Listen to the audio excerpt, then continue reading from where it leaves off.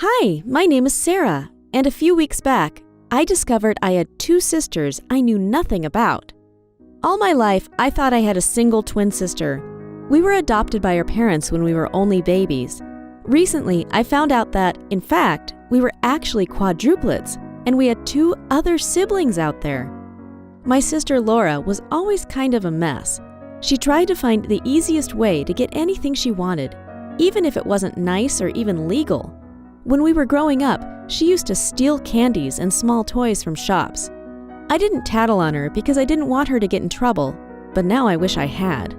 You see, Laura is currently in jail. She messed up many times and it eventually caught up with her. Maybe if I had told my parents about her behavior, they could have straightened her up. I've always loved fashion and decided in high school I wanted to make a living from it.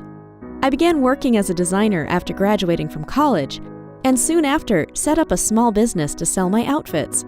Luckily, it was a huge success from the get-go, and soon I could invest more money into the business. By now, I have several stores and have even been featured in several fashion shows. I don't visit Laura in jail, but I try to help her out.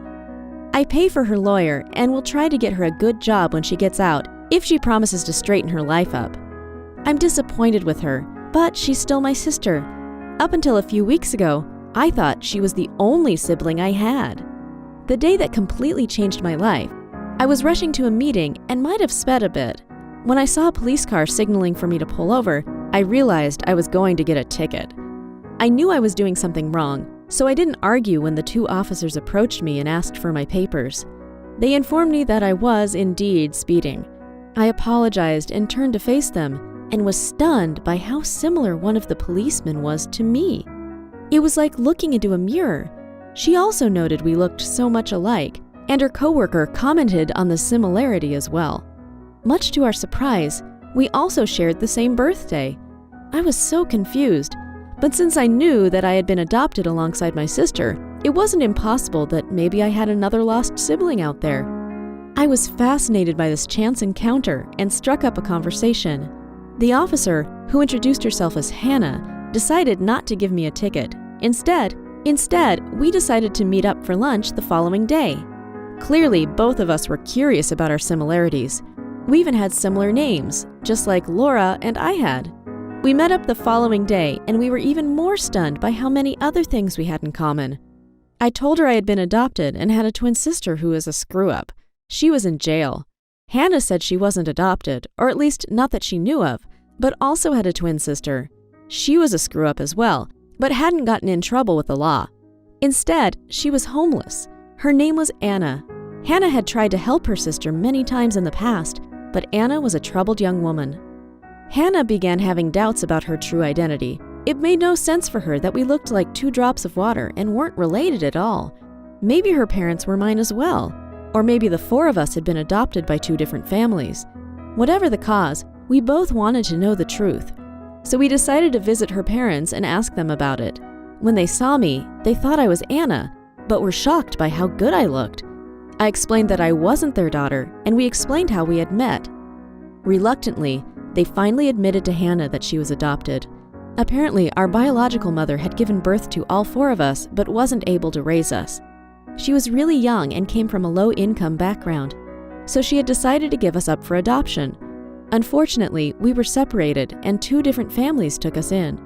We couldn't believe that we had met in such a big city. It really felt like fate. Hannah and I promised to be in each other's lives. We wanted to make up for all the lost time. We decided we'd tell Laura about it when she got out of prison. She still has a year to go, and we hope we can convince her to turn her life around after that. We are also looking for Anna so we can try and find a way to get her off the streets. I promised I would get her a nice job so that she can get back on track. Maybe we can really become a family and be in each other's lives. Hannah and I have so many things in common, it's crazy. We get together 2 times a week and get along amazingly. I would have loved to grow up by her side, and I'm already starting to grow very fond of her. I hope that the 4 of us get to live far better lives after this encounter. Hannah and I are doing well, but we are not happy about our siblings suffering. It's amazing how our life changed so much in a single afternoon. We also decided to search for our biological family and try to reconnect with them as well. Wish us luck! Thank you for watching. Don't forget to subscribe and check out other videos on the channel. I was raised to become a greedy gold digger. But once you hear about my story, you wouldn't judge me for my choices. Hi, I'm Beth, and ever since I was born, I often slept outside motel room doors while my mom was working inside. On such nights, at least Mom was able to buy me a warm dinner. Other nights, we would break into people's houses, and when I say we, I mean me. Mom always said I was a minor and couldn't go to jail, so she made me climb through open windows at night and steal whatever I found.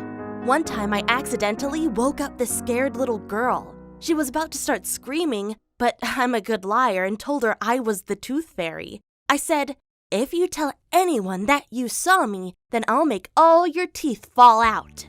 The following night I came back to visit her, this time with a little tooth fairy crown. I told her to bring me some food from her fridge. We ate some cornflakes together, and then I asked her if her mom likes to wear jewelry. She nodded, so I asked where it was hidden. She made a sign to follow her, and together we crawled into her parents' bedroom. But when she opened the drawer and it made that squeaky noise, her dad woke up. "What are you doing there?" "I'm helping the tooth fairy." "Oh, it's the middle of the night, and put Mom's bracelet back down." She crawled into her parents' bed, and I used my chance to grab the bracelet and crawl out. I had no idea if it was worth much until I got out of the house. Only then I saw that it was a real diamond tennis bracelet. We later sold it for $4,000, which was more than we've ever had before. But Mom spent it all on drugs, so that kinda sucked. Things got worse when Mom started dating one of her clients. Yes, we were allowed to stay in his apartment, but Mom started to completely lose it. I woke up one morning and saw Mom sitting and watching me with her eyes super wide. I said, "You're scaring me, Mom. And you look just like your dad." What? I thought you didn't know who my dad was." "Oh, I know. We can go visit him right now if you want." "Well, I think you're on drugs, but sure. Let's get some fresh air." Right as we leave the house, Mom walks over to a mother and her baby, leans over the stroller and pukes right on the poor little thing. The mother completely loses it and starts beating my mom with her handbag. I felt so bad because there was nothing I could do for my mom. She probably needed a psychologist, but I had no money for one. So I just packed my bag and left her, hoping that someday I could get her some therapy. I decided to walk into the richest neighborhood of my city and knock on doors. "I'm looking for a job. I'll do anything," I said, and this old lady took pity on me. Her husband had just died, and she must have been lonely. Meanwhile, I was a street kid, a savage. The woman gave me shelter and food, and in exchange I helped a bit with the housework and robbed her left and right. Had I been smarter, I would have treated her well and made sure to get her inheritance. But I was a fool and got addicted to the good life. I spent $1,000 each month on clothes alone and made friends with other rich girls from my neighborhood. It was a fancy life, but when I turned 18, the old lady had enough of my behavior and threw me out. I was unwilling to go back into poverty and asked around if any of the other neighbors needed a babysitter or maid. Sure, I was uneducated and not anyone's first choice, but I had heard rumors that one of the neighbors was not getting along with his wife anymore. So I knocked on his door and said, "Hey neighbor, I'm really in need for a job because my grandma just threw me out. Are you looking for a babysitter?" "No, not really." "Are you sure? Because I would stay overnight to take care of your kids and help you with anything you want.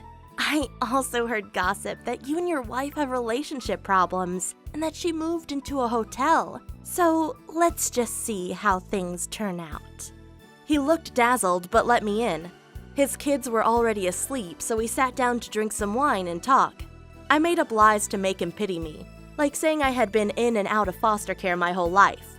But I don't think that was even necessary. I mean, I was young and good-looking, and he was in his 40s and frustrated with his wife. I quickly had him under my spell. We went to bed together, and I thought I had made it. Finally, a guy with enough resources to take care of me. But after a week of us living together, he told me he was going to try again with his wife. I responded, "Am I not good enough for you?" "Oh, I'm doing it strictly for my kids. I don't want them to go through a divorce." Well, his wife moved back in and she hated me. She told me to stop wearing yoga pants and kept telling her husband to throw me out. She said they didn't need a babysitter. Honestly, I don't understand why a man would stay with a woman like her. She was overweight, old, and did nothing but complain. But he gave in to her demands and threw me out. I mean, he also rented me a one-bedroom apartment in the city where he secretly visited me behind his wife's back, but I still felt like a second-class citizen. One time, he promised to take me out for dinner on a Friday night, but canceled it last minute because his wife made problems. I realized I couldn't just be a mistress, but that I needed to marry a rich guy to be secure. I first tried to find a rich man at top-end bars, but it didn't work out. They already had many girls around them and many prettier than me. So I decided to instead just get pregnant by my sugar daddy. If he had kids with his current wife and me, he'd choose me over her any day, I thought. But as irony would have it, on the day I took my first pregnancy test, which came out negative, I had a plumber come by my home to fix the drain. He actually dared to ask me, "Any plans for tonight?" "Yeah, I'll go to a fancy dinner." Oh God, how boring. You should do something instead. Like let me take you out to a bar. I couldn't believe how confident this guy was. Here he was on his knees fixing my sink and still flirting with me as if I was below him. "Well, what job are you working?" he asked me. The blood rushed in my face. I knew I was nothing but a gold digger and I was embarrassed about it. "None of your business," I replied. "Well, can I come back tomorrow? The sink isn't fixed yet?" "Oh, it's fixed, but I'm curious about you. You talk like a girl from the streets, but live in this nice place? I want to know your secret." You know when you sometimes just get along well with someone? That's how I felt with this guy.